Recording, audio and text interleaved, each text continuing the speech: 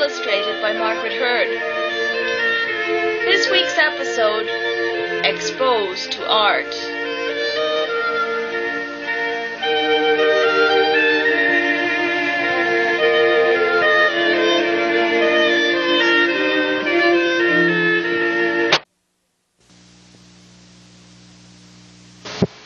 Miles Molecule was in the employment office looking for a part-time job.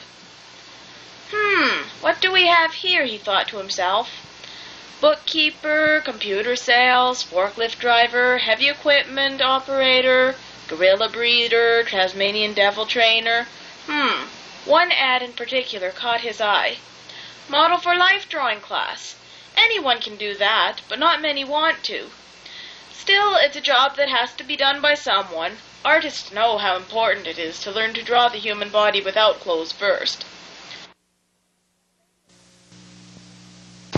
Later that day, Miles had an interview with Mrs. Ackert, the art teacher. "People aren't exactly pounding down the doors for this job," she said to him. "Can you start tomorrow night?" "Sure, why not?" he replied. "Are you uncomfortable about the idea of posing nude?" she asked. "Well, it shouldn't be too difficult," he replied.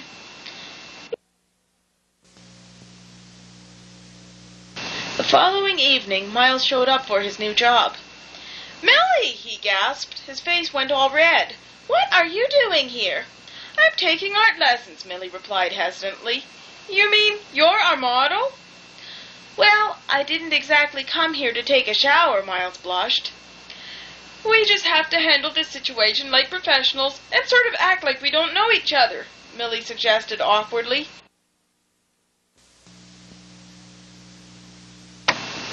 Miles found his new job considerably easier than he thought it would be. The most difficult part was having to sit still for so long. Sometimes his hand or foot might fall asleep. Sometimes he fell asleep. The sound of all those pencils sketching away on paper was quite comforting, and Miles didn't mind casually chatting with the students in the class as they worked.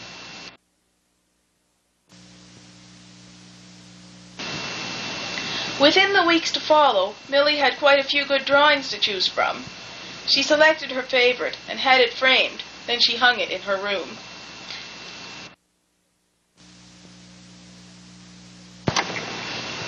A couple days later, Millie's father introduced her to his old friends, Mr. and Mrs. Finstermeister.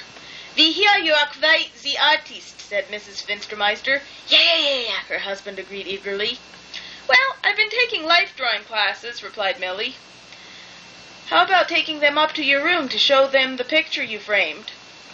her dad suggested.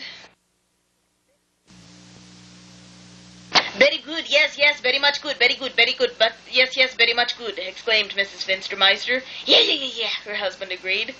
"Such power, such strength combined with such warmth and sensitivity. Yeah. That will be perfect above the fireplace in the lodge. Yeah. We will give you $500 for it." $500? Millie could hardly believe it. "Yes, that's very much good painting. We like it very much." "Thank you. It's a pleasure doing business with you, Mr. and Mrs. Meisterfinster." "That's Finstermeister." Millie decided that with some of the money the Finstermeisters gave her for that painting, she would treat her two best friends to join her for a day of skiing. However, she couldn't help noticing, much to her dismay, that all the girls seemed to be acting extra friendly towards Miles. There was a lot of flirting, whispering, and giggling going on, and Millie was not a happy camper.